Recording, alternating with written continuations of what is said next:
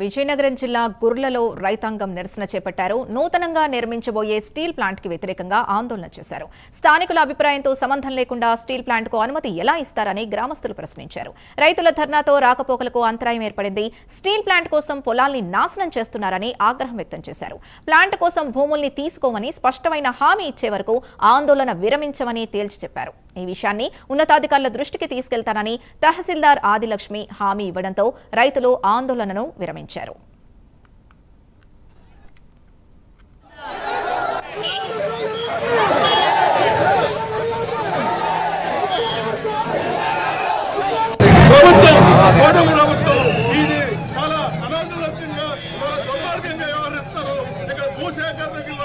ఎటువంటి సంప్రదాయం లేకుండా ఈ విధంగా తీసుకోవడానికి సిద్ధపడ్డు ఇది దుర్మార్గం.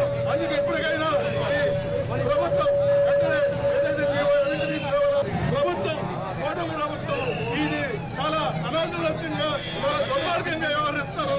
ఇక్కడ భూసేకరణకి కూడా ఎటువంటి సంప్రదాయం లేకుండా ఈ విధంగా తీసుకోవడానికి సిద్ధపడ్డు ఇది దుర్మార్గం. అందుకే ఎప్పటికైనా ఈ ప్రభుత్వం ఇప్పుడు బెల్లానపేట, మణిగిరిపేట, సులిపిలోని గవర్నమెంట్ ల్యాండ్ అనేవి ఉన్నాయని తమ దృష్టికి మీరు తెలిసిందో తెలియందో మీరు చెప్పారు. చెప్పినప్పుడు ఈ మనం అన్ని విలేజ్లోనే ఇన్ని ల్యాండ్ ఉందని మీరు పబ్లిక్గా నోట్ చేసి ఇవ్వగలరా? నాకు ప్రశ్న అర్థం కాదు. మీరు ఇవన్నీ కాదండి, మీరు దరఖాస్తు మీరు ఏదైతే ఇప్పుడు చెప్పారో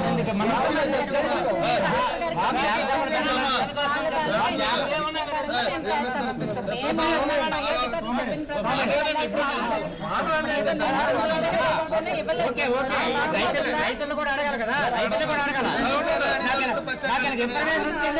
రైతులు కూడా గుర్ల మండలం ఎస్ఎస్ఆర్పేట మాది పేరు.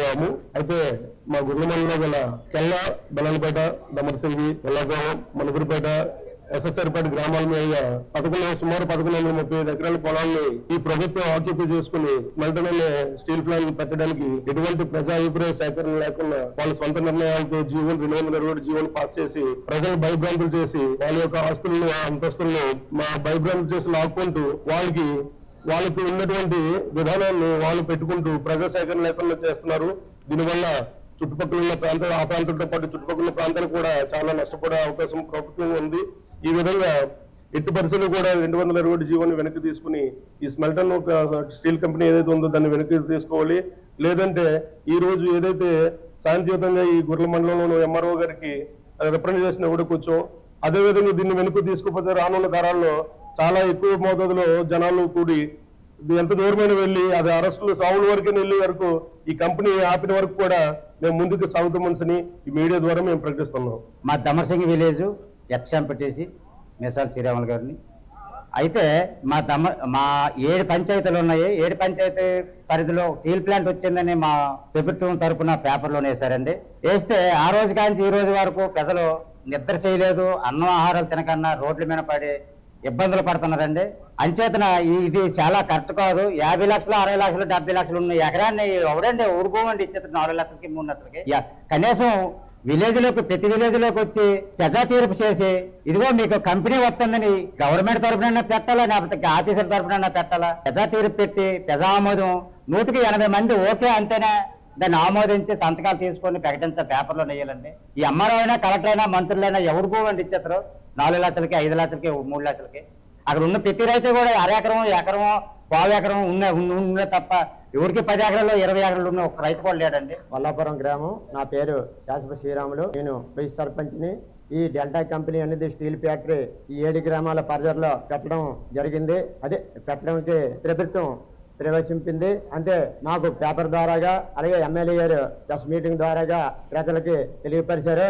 అయితే ప్రభుత్వం ఈ కంపెనీ నుంచి ఒక మండల స్థాయికి పెద్దలు కానీ, అలాగే గ్రామ స్థాయికి లీడర్లకు కానీ, గ్రామ ప్రజలకు కానీ, గ్రామ పెద్దల ఆమోదం లేదు, అలాగే గ్రామ పెద్దల ఆమోదం లేదు, అలాగే పంచాయతీ 7 గ్రామాల ప్రెసిడెంట్లు తీర్మానాలు లేవు. అలాగే ఈ ప్రభుత్వం ఒక చీకట ముసుగులో ఈ కంపెనీ వాళ్ళతో ఒప్పందం చేసుకుని తెచ్చేసిందిగా సడన్ గా మాకు ఈ వార్త తెలియపరచడం జరిగింది. నమస్కారం. ఏదైతే విజయనగరం జిల్లా గుర్ల మండలం కెల్ల, కొల్లాపురం, దమర్సింగి, మంజుపూరిపేట, బెల్లాన్పేట, SSR పేట సంబంధించి